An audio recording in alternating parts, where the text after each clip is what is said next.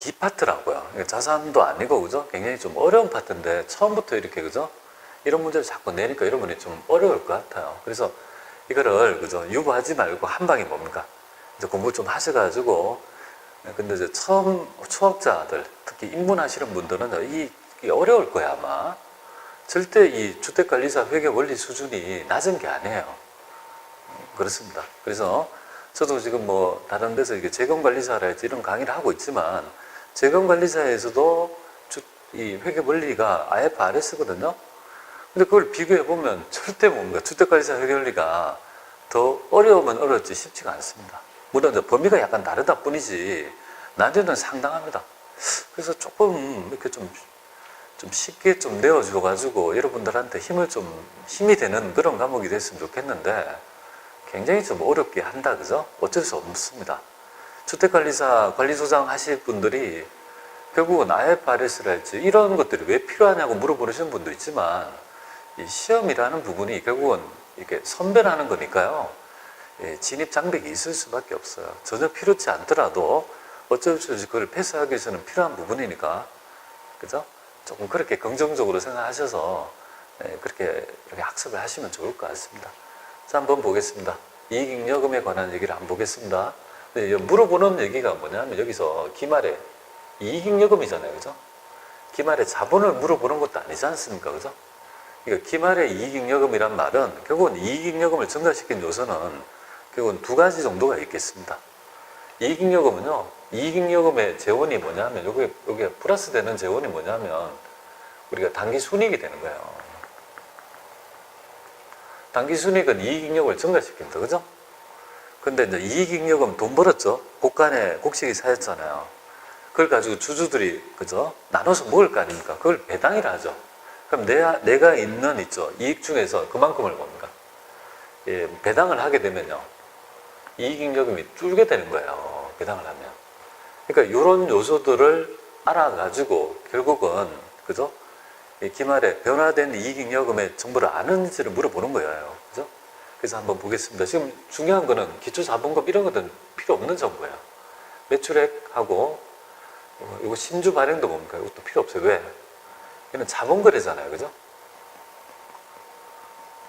신주를 발행해서 돈이 유입됐지만 여기에 지금 이익잉여금하고는 관계없다고요.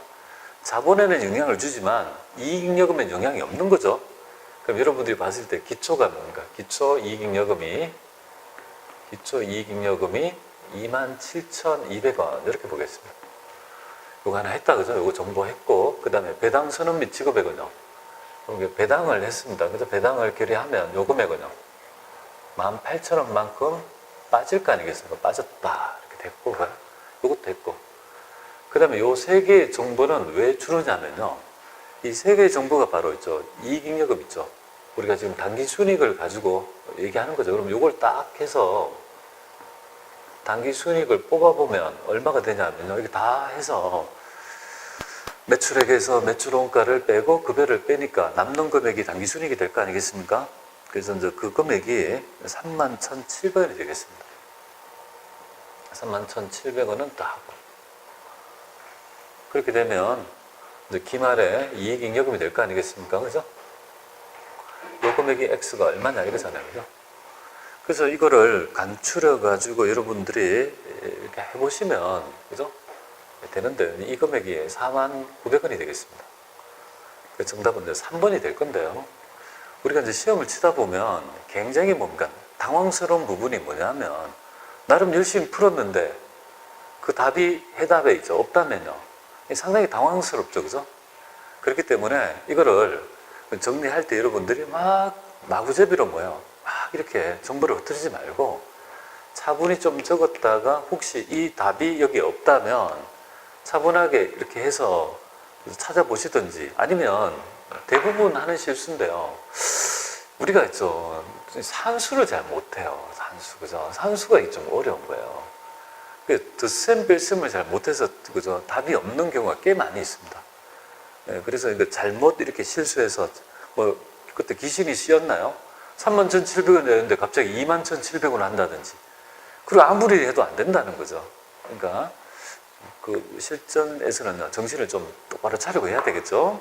그러니까 그렇게 보시고 또 이걸 공부하시는 분이 연배가 좀 있는 분이라 보니까 아무래도 순발력이 떨어질 수밖에 없어요. 그럼 우리는 작전을 순발력이 떨어진다면 빨리 한다고 능사가 아니다. 정확하게 할 수 있도록 신중하게 하셔도 된다. 물론 뭐 시간이 많진 않지만요. 그렇게 해서 요 부분을 그죠? 답을 내시면 좋겠습니다. 이 답이 왜 이렇게 궁금할까? 제대로 된 해설 강의가 없을 것 같아서 제가 이렇게 하니까 잘 보시고 여러분한테 도움이 됐으면 합니다. 자, 그 다음에 7번 한번 보겠습니다. 7번 문제 한번 보겠습니다. 7번 한번 보겠습니다. 자, 우리 한국이 작성한 재무제표에서 다음과 같은 오류가 발견되었다. 이들 오류가 단기 손익에 미치는 영향은 뭐냐? 이렇게 되어 있습니다. 이 문제도 꽤 좀 있죠. 여러분들이 우리가 오류 수정에서 오류 수정이 좀 어려운 부분이 없지 않아 있어요. 그래서 이 부분은 어떤 부분이냐면 바로 우리가 오류 수정에 대한 얘기예요.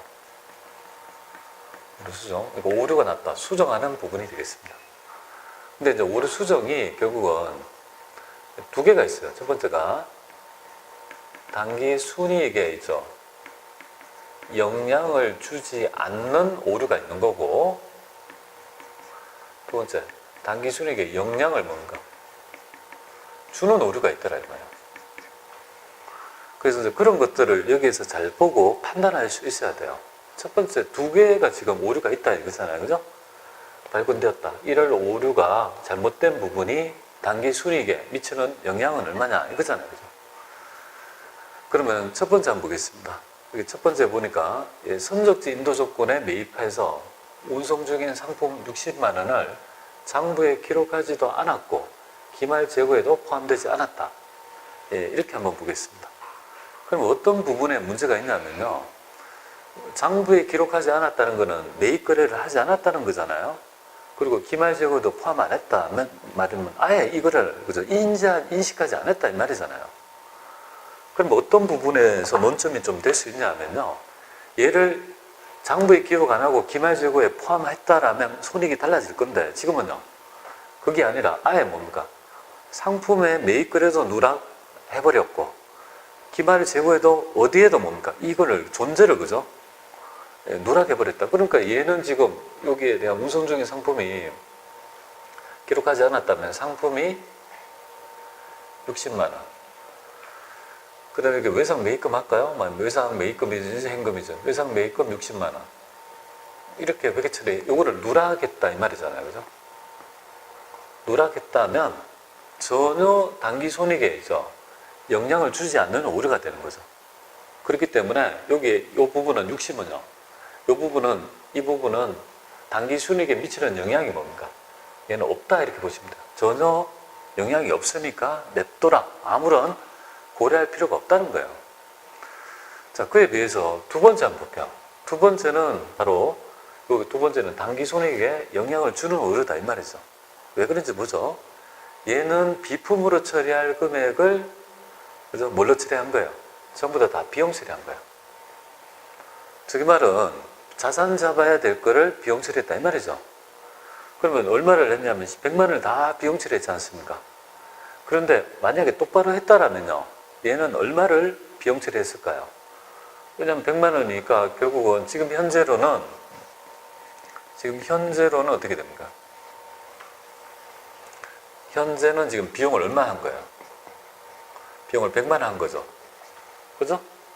근데 이제 바른 건 얼마예요? 바른 거는. 현재는 바른 거는요. 똑바른 거는요. 비용을 100만 원 처리하면 안 되죠. 그죠? 대신에 얼마를 해야 돼요? 여기 이제 정액보로 감가상각비는 해야 될 거 아니겠습니까? 감가상각비는 100만 원에 5년 이렇게 하게 되면 비용을 얼마 해야 돼요? 20이 이렇게 했어야 되니까 결국은 80만 원만큼이 뭔가 지금 비용을 많이 처리했다 이 말이죠. 그쵸? 그러니까 결국은 단기순이익의 이만큼이 80만 원만큼이 결국은 줄여져 있다 이 말이지 않습니까? 그죠? 정답은 2번이 되겠습니다. 그래서 단기순이익에는 80만 원이 그만큼 원래 20으로 했다면 80 올랐어야 될 거 아니에요. 근데 너무 많이 비용 처리했기 때문에 이만큼이 단기 순이익이 지금 줄어져 있다라고 생각하시면 이해가 될 것 같습니다. 조금 어렵죠? 그래서 요 첫 번째 거래하고 두 번째 거래가 바로 뭡니까? 단기 순이익에 영향을 주는 오류와 그렇지 않는 오류를 좀 구분하면 좋을 것 같습니다. 요 놈을 뭐예요? 기말재고에 포함하면 이게 왜곡이 되는 거예요. 포함하면 기말재고를 가지고 단기 매출 원가를 뽑아냈으니까 잘못됐다 이거죠. 그러면 단기 순이익에 영향을 주는데 지금 이 문제는요. 전혀 그렇지 않기 때문에 그죠? 요것만 고려해서 그 효과만을 여러분이 생각하시면 될 것 같습니다. 자, 이렇게 해서 오류 수정 문제 한번 해봤고요. 자, 그 다음에 한번 보겠습니다. 여기에 이제 8번 문제 보겠습니다. 8번 문제가 여러분들 솔직히 말씀드려가지고 우리 이 정도를 하면 굉장히 복잡해요. 상당히 그죠? 우리가 이런 것들을 뽑아낸다는 자체가 상당히 어려운 거야. 뭐 전형적인 노가다 문제가 되겠습니다. 상당히 그죠? 뭐를 많이 해야 되죠. 그런데 이제 패턴 자체가 이런 패턴이 굉장히 잘 나오니까 우리는 한번 이거를 해보는데요. 일단 얘도 결국은 잘해야 되면 뭐를 잘해야 돼요? 예, 그래서 전기를 잘해야 돼요. 그죠? 예, 전기를 잘하면 이런 계산 문제에서는요, 상당히 유용하다 이렇게 보시면 돼요. 자, 지금 물어보는 그죠? 질문을 보겠습니다. 기말 매출 채권은 얼마냐? 매출 채권은 외상 매출금하고 받아오면 합계인데요. 그냥 뭐 외상 매출금 해도 좋습니다. 매출 채권? 그 매출 채권의 기말의 매출 채권은 얼마냐 이거잖아요. 자산을 의미하는 거니까. 그럼 얘는 어떻게 되겠습니까? 이렇게 T를 그려가지고 제가 분석해보죠. 매출 채권 이렇게 적습니다. 적죠? 요거는 자산이 돼요. 자, 매출 채권을 증가시키는 거래는 여기 적고, 제가 얘기했잖아요. 감소시키는 거래는 대변에 적는다. 우리 약속을 했습니다. 그리고 잔액이 기초는 여기서 시작하고 기말은 쪽으로 넘어가죠. 그죠? 넘어가는 것 같습니다. 그럼 우리가 지금 물어보는 답은 X 이걸 물어보는 거죠. 그죠? X 이걸 물어보는 거잖아요. 그죠? 그럼 이 X를 어떻게 구할 건지를 우리가 지금 먼저 확인을 해보도록 하겠습니다. 자, 그럼 먼저 뭘 하냐면 기초하고 기말부터 먼저 우리가 적어요. 일단 기초하고 기말부터 여기서 기초 매출 채권하고 기말은 당연히 없을 거니까. 그죠? 기초부터 먼저 적어요. 48,000 이렇게 적었습니다. 이걸 구하는 거니까. 자, 여기 보죠. 자, 그러면 매출 채권을 증가시키는 거래는 뭐가 되겠습니까? 결국은 외상 매출이 되는 거 아니에요. 그죠? 외상으로 매출한 금액이 매출 채권을 증가시키는 거 아닙니까? 그럼 외상 매출금, 외상으로 매출한 금액이, 그래서 매출금, 외상 매출이 뭐예요? 이거를 매출 채권, 외상 매출이 현금 매출 말고 매출 중에서 어떤 매출입니까? 맞습니다. 외상 매출이 뭡니까? 얘를 증가시킬 거고 감소시키는 건 어떻게 됩니까? 두 가지가 있겠죠. 알아주세요. 돈 받았으면 당연히 이게 줄죠. 그죠? 그러니까 현금을 회수하면 뭐야? 또 이 채권이 줄 거 아니겠습니까? 그럼 당연히 여기에 현금 회수. 현금을 회수하면 없을 거고 또 대손 나면 어떻게 됩니까? 여러분들. 채권을 제가 하니까 매출 채권을 못 받으면 제가 할 거 아닙니까? 대손. 그렇기 때문에 여러분들은 매출 채권이 감소되는 그죠? 금액은 두 개가 가장 일반적이라고 보시면 됩니다. 이렇게 딱 해서 그죠? 이 포맷을 딱 머릿속에 기억해서 하나하나 메꾸면서 우리는 결국 X를 풀어내야 될 것 같습니다. 자, 그러면 있는 자료를 가지고 해보죠. 자, 매출은 지금 당장 현금 매출만 있잖아요. 현금 매출이 있는 게 아니잖아요. 그죠? 그럼 우리는 지금 매출액은 두 개가 있는 거 아니에요. 매출액은 현금 매출도 있고 외상 매출도 있는 거 아니에요. 그죠? 매출도 이렇게 있는 거잖아요. 그죠? 우리는 요거를 뽑아내는 거예요. 요게 얼마인지를 알고 싶은 거예요. 그죠? 그러니까 현금 매출은 지금 36,000원이다 이 말이잖아요. 근데 우리가 알고 싶은 건 요걸 알고 싶은 거예요. 그죠? 외상 매출을 알아야지 여기에 증가시킨 걸 알 수 있는 거 아니겠습니까? 자, 일단 보죠. 자, 매입액 있고, 그 다음에 매출 채권 회수액이 있습니다. 회수액도 요거 제가 합니다. 156,000원. 이렇게 적습니다. 적고, 대손이 있다, 그죠? 대손 확정은 채권, 그죠? 2,000원. 이렇게 돼요.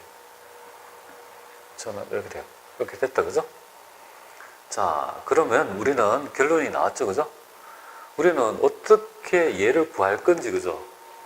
우리가 여기 외상 매출을 어떻게 구하냐, 이것만 구하면 결국은 이 잔액을 가지고 이걸 뽑아낼 수 있다는 결론에 이렇게 되는 거죠. 그렇기 때문에 이걸 한번, 그죠? 이걸 뽑아내 볼 수 있어야 돼요. 그러면 지금 매출액을 어떻게 구하냐, 그죠? 그러면 분명히 자료가 있을 거 아니겠습니까? 그 자료를 뭘 가지고 해야 돼요?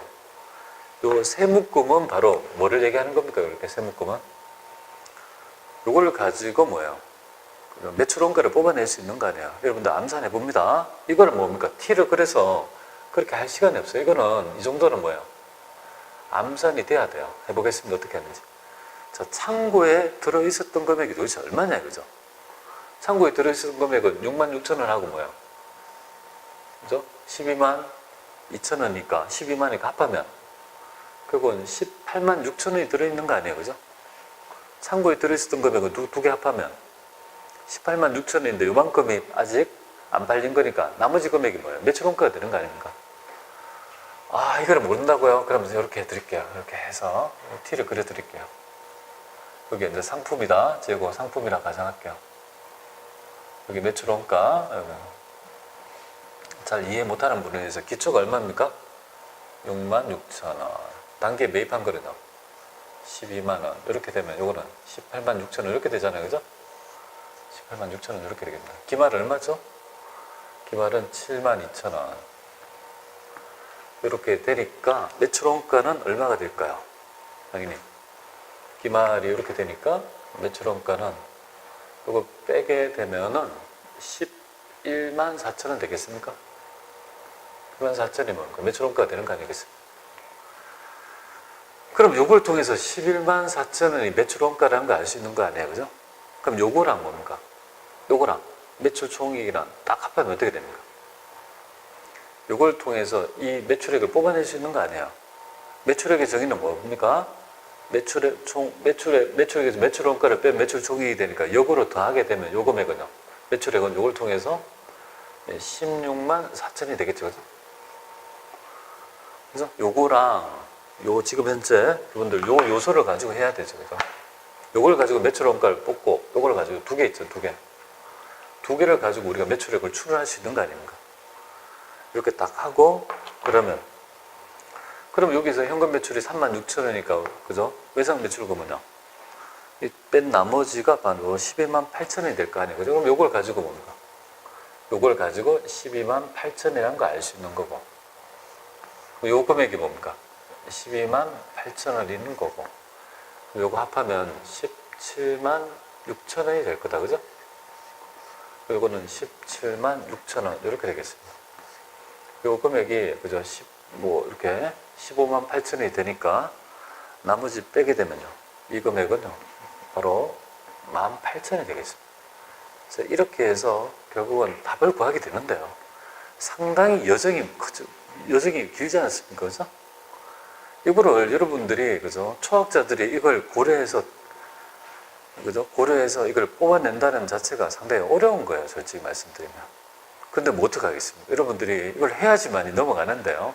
그래서 이제 정형화된 이론과 비슷한 문제가 계속 도니까 이 패턴을 조금 이해해 보시고 시험 전까지, 그죠? 본인 걸 만들라고 자꾸 노력을 해보시면 좋을 것 같습니다. 여러분이 안타까움이 뭐냐면 이런 제시하는 문제를 보면 도대체 뭐부터 어떻게 정보를 뽑아가지고 해야 될지 굉장히, 그죠? 당황스러워 하시잖아요, 그죠? 그러니까 그 당황스럽지 않게 하려면 바로 논리적인 이 접근이 좀 필요하다 이렇게 보시면 되겠습니다. 자, 그래서 조금 어렵지만 좀 새겨보시면 좋을 것 같습니다. 자, 이렇게 해서 8번 문제 풀어봤습니다. 제가 계속 전기를 안 지우고 있는 이유가 바로 전기가 그만큼 중요하다고 지금 적고 있습니다. 그래서 지금 주택관리사 이 회계 원리는 이 전기에 대한 이해가 굉장히 필요해요. 그렇기 때문에 나중에 이제 본 강의랄지 이런 강의 속에서 여러분들 전기에 대한, 그죠? 강의를 꼭 잘 들으셔서 이거 대비하시면 좋을 것 같습니다. 9번 문제 보겠습니다. 자, 9번에 보면 얘는 어떤 거냐면요. 얘가 이제 단골이죠. 출제가 안 된 적이 없습니다. 매 회차에 되는 그죠? 우리 은행 계정 조정표라고 해서 원래는 감사 기법에서 나왔어요. 그래서 이제 회계 감사를 할 때 부정이 있을 때 당좌 예금의 잔고가 안 맞으면 그거를 조정하는 표가 바로 은행계정 조정표가 되겠습니다. 근데 이게 굉장히 사람들이 헷갈려요. 실제로 좀 그래요.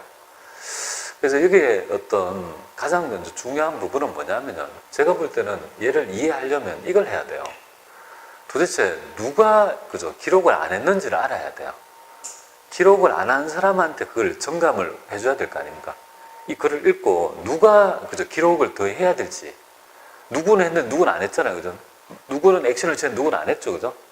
서로 액션을 같이 취해야지 잔액이 일치가 안 될 건데 하나는 안 하고 하나는 했으니까 뭡니까? 안 맞는 거예요. 근데 이제 이 글을 읽어보면 누가 안 했냐 이거죠. 누구한테 더 기록을 해서 조정할 거냐. 뭐 이런 것들이 있죠. 여러분이 가질 때 좀 알아야 될 부분입니다. 얘뿐만 아니라 굉장히 어렵게 낼 때도 있습니다. 한번 보죠. 일단은 당장 은행 계정표는 회사하고 회사하고 그죠? 뭐 은행이 있고 회사가 있으면요. 서로 기말에 잔고를 맞춰볼 거 아니겠습니까? 그래서 6월 말 시점에 당좌 예금은 회사 입장은 62,000원이래요. 62,000원. 그런데 그죠? 은행에서 발행한 은행 입장에서 당좌 예금 잔액 증명서는요. 66,000원이다 이 말이잖아요. 그죠? 이게 안 맞잖아요. 그죠? 안 맞으니까 이걸 고쳐봤을 때 그죠? 그 금액은 같아야 될 거 아니겠습니까? 이 두 개는 같아야 되죠. 그러니까 이렇게 고쳐가지고 이 같아진 금액은 얼마인지를 물어보는 거예요. 그죠? 그럼 도대체 이건 얼마예요? 이걸 물어보는 거예요. 이런 것들을 제시하고 있고, 그죠? 여기가 이제 가장 기본적인 패턴이 되겠습니다. 여기서 이제 알아야 될 점이 있다면 이거잖아요. 그죠? 여러분들이 보시면 이거잖아요. 한국이 발행해서 지급한 당좌 수표 중에서 은행에서 인출하지 않았다는 말은 은행에서 이만큼을 한국